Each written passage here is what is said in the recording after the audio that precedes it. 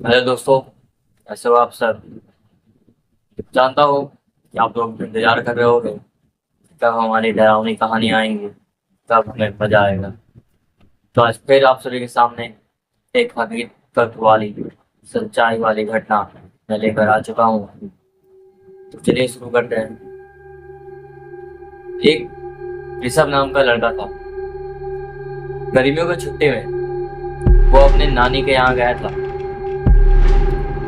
उसकी छुट्टियां चालू हुई थी और जब वो नानी के घर गया तो जैसे हम सब अपने नानी के घर जाते हैं या दादी के घर जाते हैं, मौज मस्ती करते हैं, वैसे ही वो भी गया। उसकी मौज मस्ती एकदम चालू थी। उसके सारे दोस्त वहां मिल गए थे, उसके भाई थे, मामा। उसके साथ वो बहुत मजे से रह रहा था। कुछ दिन ऋषभ को गए बीते ही थे। रात की बात है, करीब 12:30 बजे। ऋषभ जब सो रहा था उससे अचानक उसके छाती पर एक भार महसूस हुई। उसे लगा उसका छाती को ऐसा दबा रहा। उसके मुंह से आवाज नहीं निकल पा रही थी और ना ही वो कुछ बोल पा रहा था। वो हिल तक नहीं पाता, उसका बॉडी एकदम ऐसे अकड़ गया था। थोड़ी देर बाद जब उसकी आंख खुली तो उसके छाती पर कोई साया दिखाई दिया, सींगों वाला, एकदम लाल।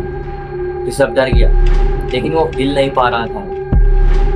अगले दिन सुबह जब उसने ये बात अपने घर वालों को बताई तो उन्होंने कहा, तुमने कुछ बुरा सपना देख लिया होगा, छोड़ दो उसे, आज से तुम दूसरे कमरे में सो जाना। ऋषभ अगले दिन दूसरे कमरे में सोने चला गया। उस दिन उसके साथ कुछ नहीं हुआ लेकिन उसके घर वाले के साथ कुछ हो गया।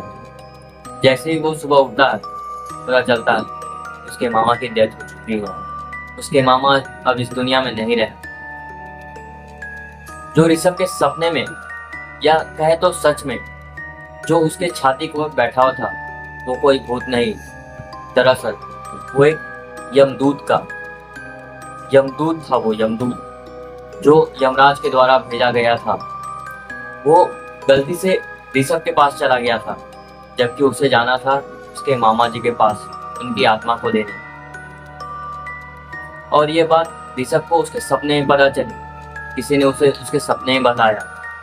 ऋषभ डर गया और वो अगले 2 दिनों में अपने घर वापस चला गया जहां वो पढ़ता था, अपने घर वालों के साथ रहता था। ऋषभ इस हादसे से बहुत डर गया था। उसके बाद वो अपने नानी घर कभी गया ही नहीं।